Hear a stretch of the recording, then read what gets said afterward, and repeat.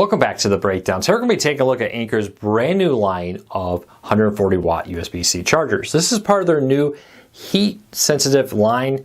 Now for a long time the problem with getting smaller and smaller chargers has been heat. Anker announced this week new technology that allows them to have higher wattage and be able to have it in a smaller space because of lower heat load, which is pretty nice. We're going to be taking a look and seeing how this holds up compared to other chargers out there. Is this worth the money? What is this good for? What is it not good for? Helping you decide if this is the right plug for you. Now, a few things. I did buy this myself.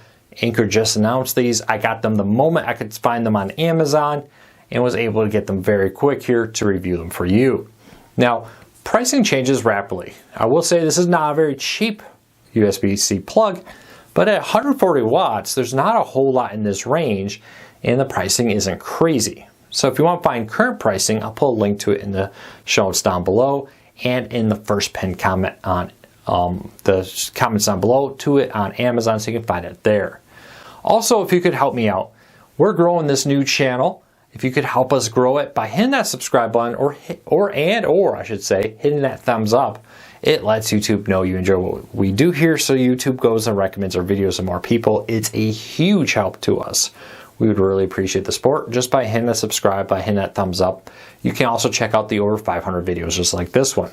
I will also be posting a full breakdown of all their new line here, the new heat line of products. And I'll have those, I already have one up. I'll put a link to it in the show notes down below. And I'll have them over the next few days being posted on this channel. So keep checking back for more videos. With that said, let's dive into it. So starting off, there's two main things. Let's take a look at the plug first of all. It does have a foldable prong here for easy traveling.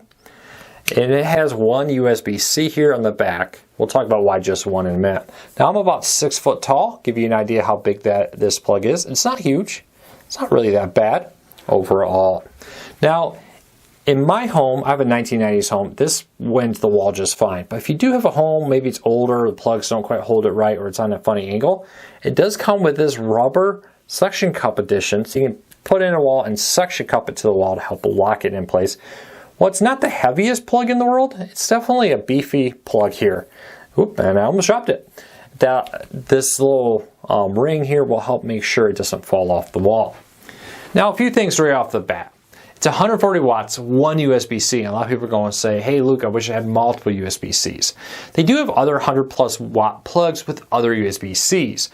This one's really targeting high-end laptops, specifically, I bet, the MacBook Pro 16, if I remember that right. They have a 140 watt plug by default.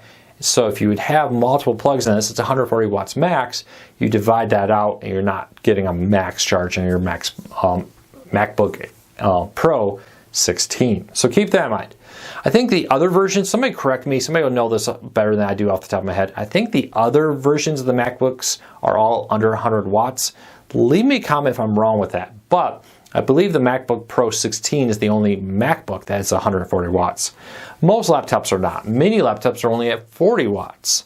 And that's okay. A couple things with this. For one, of course, if you're a MacBook customer and you want the max charge, this is it. If you have a laptop that isn't quite this powerful, it will just downgrade to meet that. So it will just say, hey, if you have a 90 watt, 45 watt, whatever, it will just deliver that amount of power. You don't have to worry about that. Now, this is a great replacement for the Apple charger. If you lose it, it gets damaged, or maybe you just want a second one, right? You have a charger at home and you have a charger at work. You don't want to be untangling the wires every day, knotting them up, throwing them in your backpack, carrying them to work, back and forth. This is a great way to just say, hey, I'm going to have one at work, I'm going to have one at home, and it does what it says it's going to do. It's also a very small form factor, so it's a pretty nice little option there. Overall, very, very happy with it. If you need this for a laptop, I wouldn't necessarily recommend it for a cell phone, though it could seriously future-proof you from cell phones that are increasingly asking for higher and higher wattages. I would say this is mostly targeting laptop users. Great to also top off other devices like a Nintendo Switch, for example, that uses USB-C. So if you want it for that purpose, you need a high wattage plug, and you want one that's a little bit smaller so you don't have this big massive brick you're carrying around with. This is an excellent option for it. So you can find this on Amazon and in our show notes and in our first pinned comment down below. If you like our review, if this was helpful for you, hit that subscribe button, hit that thumbs up. It really does help us because it lets YouTube know you enjoy what we do here so that they can recommend our videos to more people. In our testing, this nailed all of the expectations. It delivered the wattage we expected, easily charged all my laptops I tested it with, and a whole lot more. So if you have any questions, leave me a comment. I'll do my best to answer them. But until next time, check back again. We'll be back here with another video real soon.